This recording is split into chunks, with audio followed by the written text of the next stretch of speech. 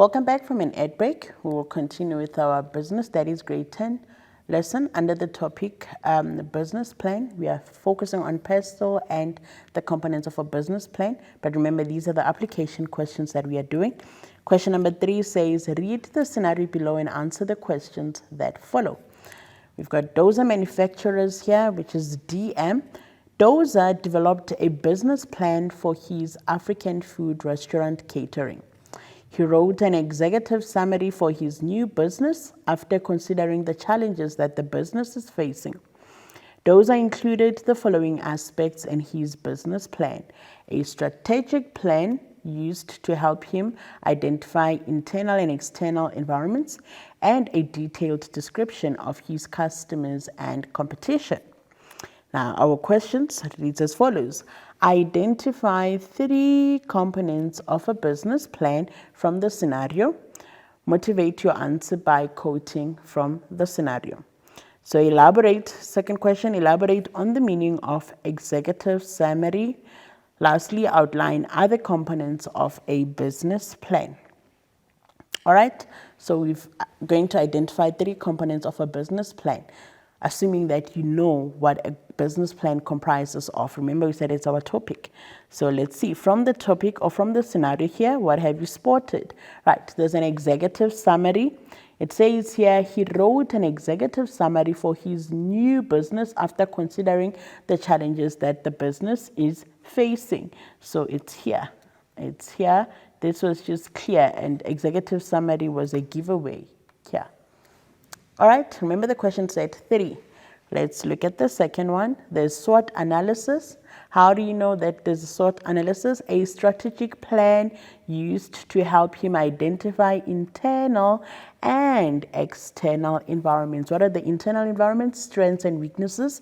Whereas external environment, it's the weaknesses, it's opportunities and the threats. So that was the key word, the internal and external environment. Then lastly, it's a marketing plan.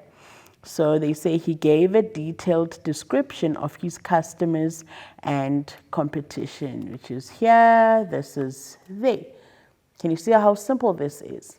All right, we will then go to the next question. It says, elaborate on the meaning of an executive summary. What is an executive summary? It is a short document or section of a document produced for business purposes that summarizes the entire business plan.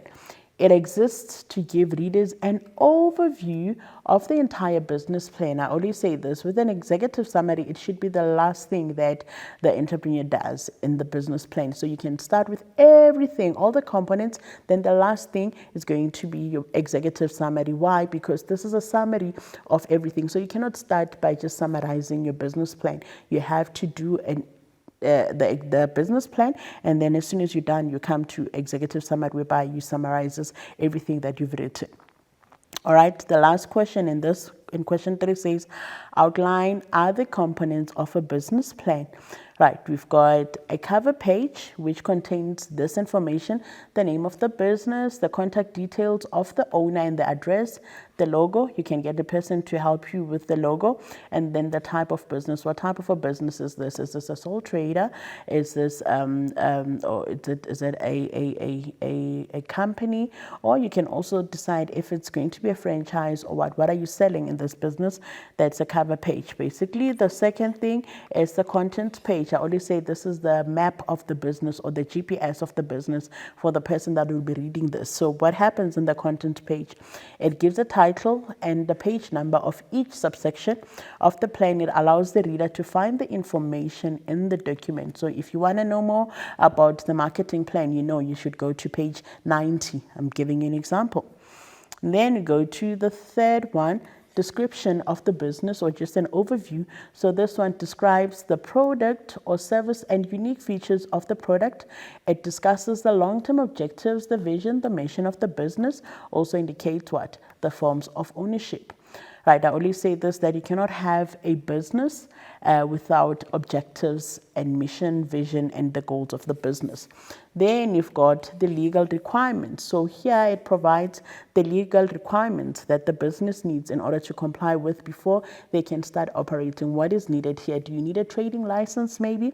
Do you need a memorandum of incorporation maybe? What are the legal requirements that are needed? Do you need to comply with what legislation here? Maybe be it a BCEA, be it